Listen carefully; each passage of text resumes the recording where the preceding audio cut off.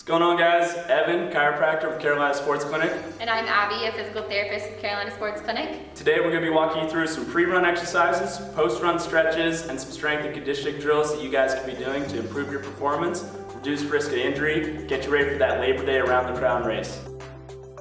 Alright, first stretch we have for our pre-run warm-up is a glute activation hip flexor stretch. First thing he's going to start doing is start in a kneeling position, turn on that glute, and then shift forward, reaching arms overhead. This is a really good exercise for A, turning on your glutes before you run, and B, stretching out that front of the hip so that you can get that knee drive throughout your whole run. Evan's adding a mid-back rotation here. Since running is a rotational sport up at the upper body, this will give a good stretch for that mid-back. Here we'll go about 6 to 8 reps on each side, and then make sure you guys hit both sides.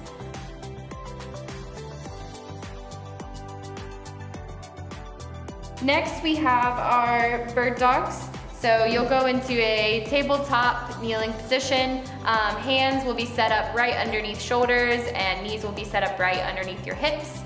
First he's going to reach out opposite hand and opposite arm straight forward and straight back.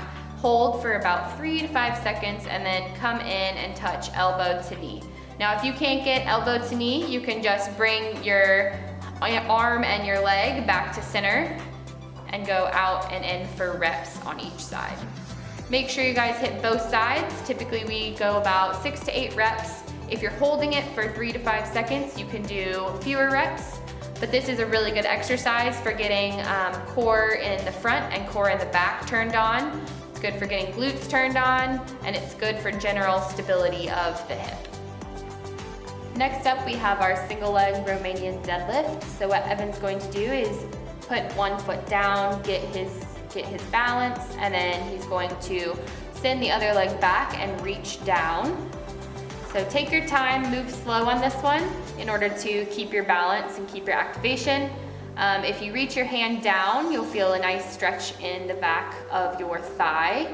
And if you do enough reps, typically we suggest 8 to 10, you'll start to feel a nice burn in the outside of your hip.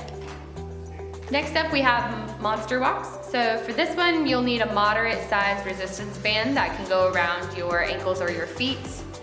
So Evan's going to start with the band at his knees, which will make it a little bit easier.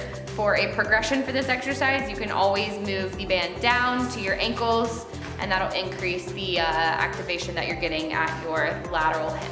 So that being said, this is a really good exercise to turn on your lateral hip, which is a really good stabilizer for while you're running.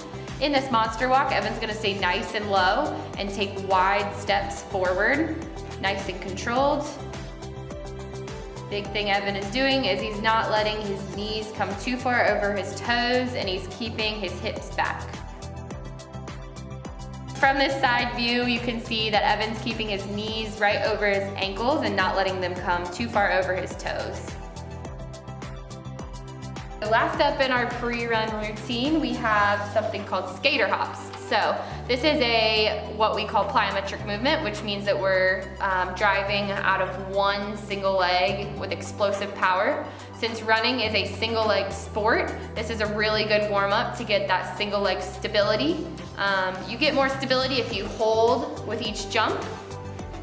If you go faster, you'll be focused a little bit more on power. So this is gonna be a little bit more of a progression. So that where you should feel it is your outside hip, and this will get your glutes nice and warmed up for all those hills you guys are gonna be seeing. So if you guys are interested for more information, you can either go to our website or you can check us out on Instagram. Have a great day.